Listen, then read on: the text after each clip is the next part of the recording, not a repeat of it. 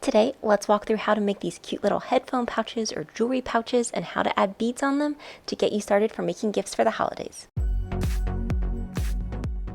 Welcome, I do sewing and DIY related content, and today we are going to be working on how to make those little headphone pouches or jewelry pouches, and I'm going to be doing two different types. One will be using a fabric that has a print, so the Scooby-Doo material, and then another is going to be using this purple material. Now for the beading portion of this pouch, I'm going to be using a wide variety of beads. I have some of these little seed beads that are kind of like a clear crystal look. I have some of these green seed beads. I'm going to be using these on the mystery machine itself, and then I have some black that I'll probably be using around the tires, and I will show you how I do all of that. And then for my purple pouch, I am going to be using some of these little like bead mixtures that already come pre-packaged. I just think that it will give me kind of a nice overall mix of a design without having to think too much or having to buy too many different types of beads. So these actually came with like a friendship bracelet kit. And then for my fabric, I'm going to be using some leftover fabric, some silk for the inside, as well as some batting. And this is going to allow you to have a really nice protective pouch depending on what you are putting inside of it. So with that said, let's go ahead and get started cutting out our pouch. The best part about these is you can really use leftover material. As you can see here, this is from a leftover face mask that I'd made quite a while ago. And we're just going to be cutting out a 4x4 inch square, and that is going to be the basis for our pouch. So I'm doing this on my quilting mat so I can see each of these squares is an inch, so that's how I know it's 4x4 inches. And once I have that cut out for the outer fabric or for my purple fabric here, I then am going to repeat this for the satin inside as well as the batting. So you want two pieces, so one for the front and one for the back. And then if you are cutting this out using a print material, so for example my Scooby-Doo fabric, you may want to make sure that that print is actually getting included when you cut it out. So for this, I'm going to make sure the front that I want to have, you know, like the whole Scooby-Doo gang included. So I am going to cut this out with that 4x4 inch pattern piece that I just did for the purple, with that Scooby-Doo print in the middle. So I have one piece, and now I'm going to repeat this for the back for wherever I want it to go. So just be sure if you're using a fabric with a print, you are actually getting the print.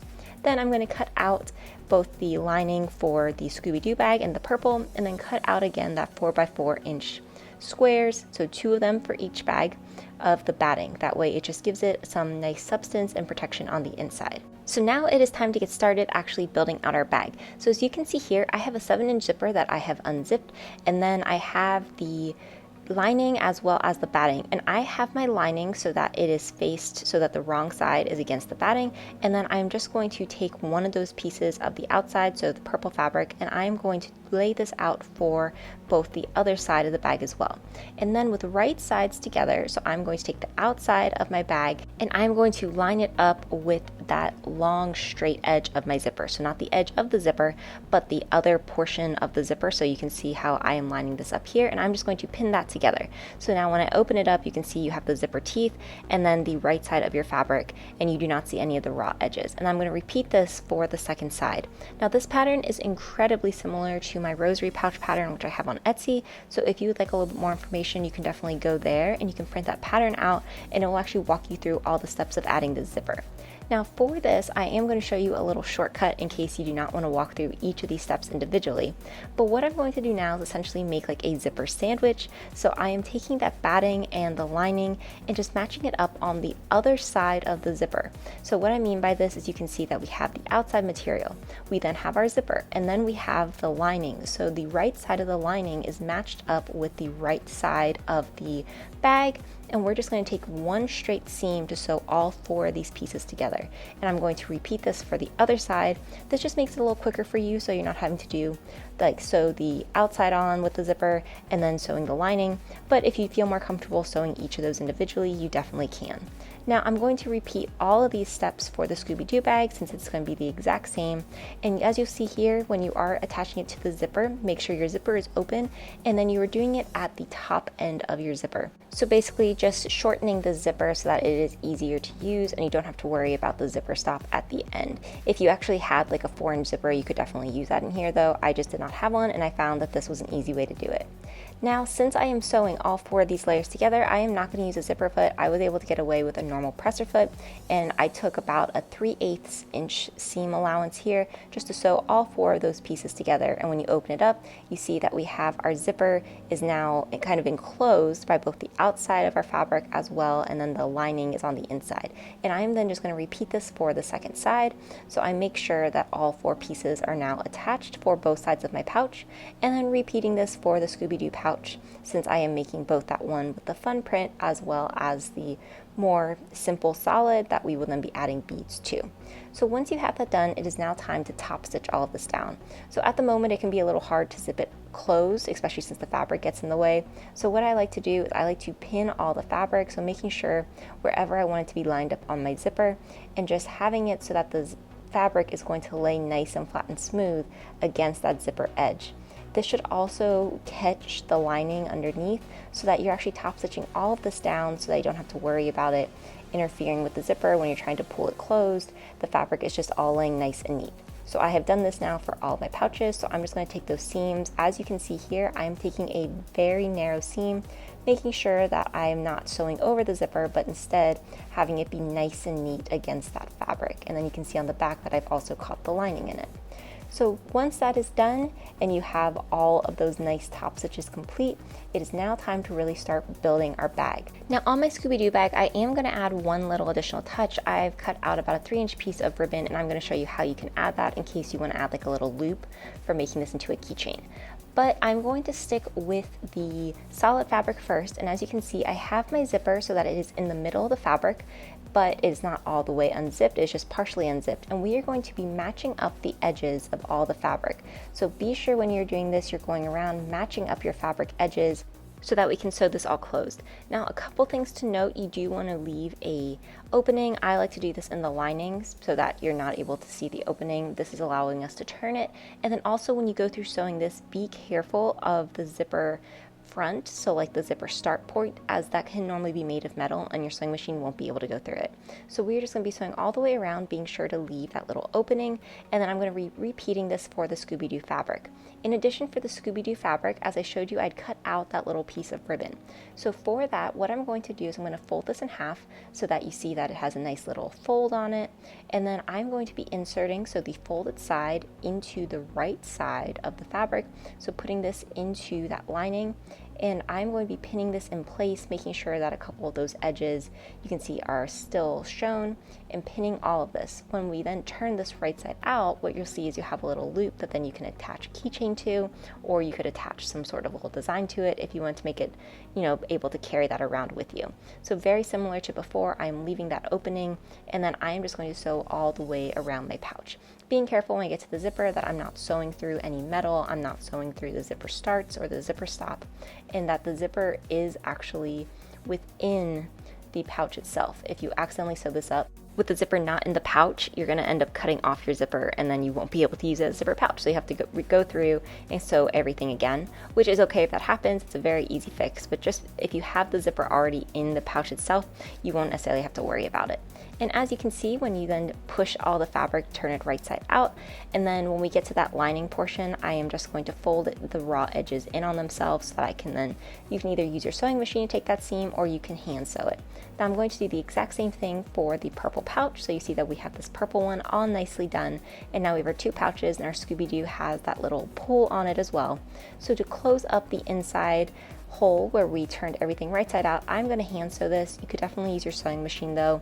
I like to just take a little whip stitch all the way through. Since you're not going to be able to see it, I think that it just makes it look a little cleaner, but definitely can just use a sewing machine if you want to use faster, if you're making them, for gifts, or you're taking them to a craft show, whichever works for you. So you just go through, sew everything up, and then once you have it sewn up, you can put the lining back inside the bag, and at this point, your bag is complete. So this is what my Scooby-Doo pouch looks like. I think it looks so cute, and now it is time to start beading. So for the beading, we are going to need a hand needle. In addition, I love to use this clear thread. It's just nylon thread. You do not need to use that though. You could use whatever type of thread you have on hand. I just feel like it lets the beads show up a little bit better. Then you're going to thread your needle, and then I like to add a little knot at the top. That way it just makes it be nice and secure. So to do this, I just create a loop in the thread and then push the ends through that loop. Now for the beads, I'm going to be using these green seed beads, and I'm just going to be trying to really make that green part of the mystery machine stand out. So I take a very tiny stitch and then I knot it so that I make sure that it is staying in place and is nice and secure. So as you can see, I bring my needle through both of that little loop again. Then I add a seed bead on, and then I just go back into the fabric, and then I tighten the stitch, and then that is one bead. And then I just continue doing this over and over and over again. And then if you want to add like a straight line, you can have multiple beads go on your needle and then put them into your fabric. But it's just very, very slow and steady process of kind of building out this pattern. So as you can see here, I've started working on the mystery machine, and then I'm going to show you what it kind of looks like when you want to do maybe like multiple straight lines. So here I'm filling out the window using those clear seed beads. So I'm just going to be adding multiple beads onto my needle. So in this case, I believe I added around 6 or 7, and then I'm going to pull them through and then figure out where I want it to land, and then go into my fabric and just very carefully kind of push the needle through and then have it go through on the other side. So as you can see here, I'm making sure that the beads aren't too close to each other, as you want to give them space so they don't kind of like bulge up, but just very carefully pulling it all the way through and have it tight and lay against my fabric. So that just gives you a really nice look if you want to give it more of a straight line. Instead of just doing one bead at a time, it can help it kind of lay better and lay smoother. And then I just repeat this for however long I need. So if you're going to do the whole window, I would just continue this on for the entire window of the mystery machine. So beading can take some time, but I do think it gives a really fun and pretty result. You could do this for large areas as I'm doing on this one, or if you wanted to do it for more like little small portions. So for example, there's like kind of like the muffler and the bumper on the mystery machine. If I wanted to kind of just add some beads there, you could definitely do it there too. Now to finish off everything we've done, what I like to do is make sure that there are multiple knots securing this all in place. So I go through with my needle, kind of find a very small little area, take a stitch, and then I bring my needle through those loops, and then I knot it, and I will knot it multiple times, like maybe like 3 or 4 times to make sure that it's nice and secure. And then I just cut the threads, and that is how I add my beads onto my little pouch or whatever I am beading at the time. I think it ends up looking really good, and as you can see, I continue to add a few more decorations to the mystery machine, but overall I found that it was such a fun and relaxing little way to just add some more decorations and variations to the fabric. So if you have a print that you just want to add something to, I think this is a great way to get started. I do think it takes a little bit more time to do versus if you just have that solid material. So here's an example of that purple, and I just kind of sprinkled the beads throughout. So now we are going to do the back of this pouch together. As you can see, it has a very different look than when I did the printed fabric. So we are going to work through this. I'm going to show you how I kind of give it this fun sprinkled effect, as I do find it easier to do. So when you take your pouch, you're going to start off very similar to how we did for the Scooby-Doo pouch. So just threading your needle and adding a knot into the thread. That way you can make sure it is nice and secure. Once you do that, you can then start figuring out what type of beads you want to use. So like I had mentioned earlier, I'm going to be using this mix of beads that already came pre-done. So it had some purple, some pinks, and then some clear. So to do this, I'm going to be starting off very similar to how I did Scooby-Doo. So just figuring out a spot and kind of pushing my needle through it, and then creating that knot where I put the needle back through those 2 loops so that it's nice and secure. And then I'm just going to pick out a bead. So I'm going to start with this pink bead, and then I'm going to put my needle back into the fabric. When you are doing this, be sure you're not going through like all the layers. You really only want to go through that outer layer, and having the batting should help you be able to feel if you're going through it or not. And then I just space out the beads however I want them. So you could do little patterns if you wanted to try to. You could just sew it however you kind of want to add the beads. You could do it where you have more beads coming from one corner and then kind of spreading themselves out. It's really however you feel that you want the beads on there. I like doing it in the spread out pattern, as to me it looks like little sprinkles, but it just really gives it a fun and easy touch that kind of elevates it versus than having it just be that boring solid color. So now you can see how we've done it for both that print material, where you kind of help exaggerate maybe a feature of the design, or you can do it for a solid fabric, where you're just adding some more decoration and kind of making your own textile. Both are equally fun and are great to give as gifts. I absolutely love using these for headphone cases. You could also use them for jewelry pouches, but let me know what else you want to see, and be sure to like, comment, and subscribe. Thanks for watching.